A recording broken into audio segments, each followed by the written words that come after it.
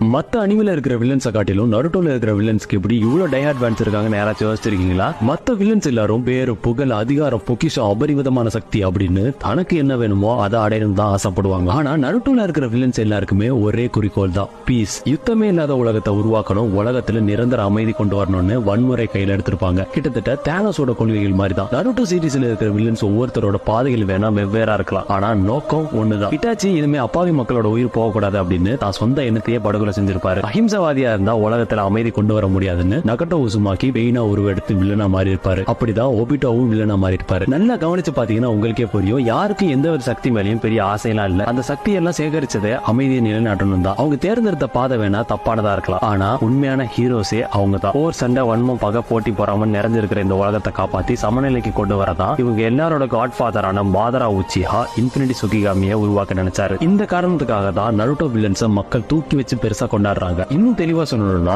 இவங்க வில்லன்ஸ் சொல்றதே தப்பு. இவங்க எல்லாரும் புரோக்கன் ஹீரோஸ்.